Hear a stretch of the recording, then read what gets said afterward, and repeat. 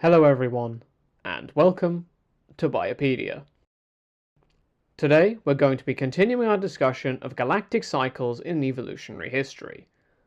This is the idea that, if we go back in time about 220 million years each time, or about the time it takes the Sun to go around the galactic centre, what would we see? In our last episode concerning this topic, we got back to about 660 million years ago. However, this time will be a little bit different.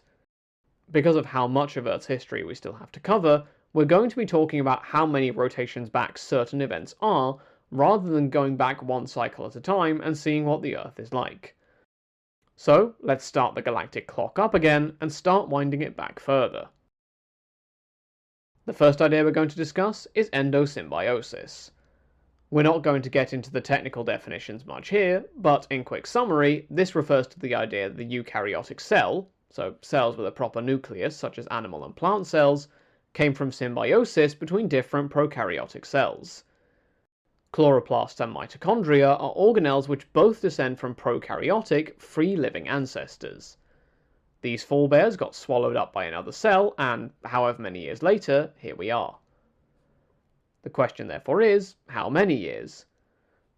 A 2001 paper estimates the time of divergence between mitochondria and Rickettsiaceae as taking place at a median time of around 1.783 billion years ago.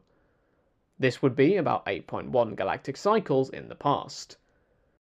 Moreover, endosymbiosis created the chloroplast more than 1 billion years before the present. This is, at minimum, 4.55 galactic cycles ago, and means that chloroplasts are a more recent innovation than mitochondria. The Great Oxidation Event, which first made atmospheric oxygen levels rise, happened 2.4 billion years ago or so. This would be just under 11 galactic cycles before our present day, about 10.9 to be a bit more precise. Now, the Great Oxidation Event, or GOE, has its origins in the rise of photosynthesis. Photosynthesis itself might have sprung up in some form as early as 3.5 billion years ago. This would be about 15.9 galactic cycles ago, or more or less 16 cycles. In rough terms, this means that the start of photosynthesis is about 16 times longer ago than the start of the dinosaur era. Life itself emerged close to 4 billion years ago. This is 18.2 galactic cycles before our present day.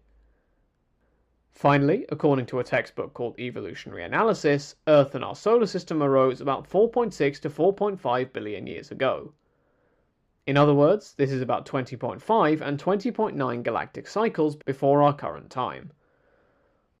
A second source puts the origin of the Earth at 4.45 billion years ago.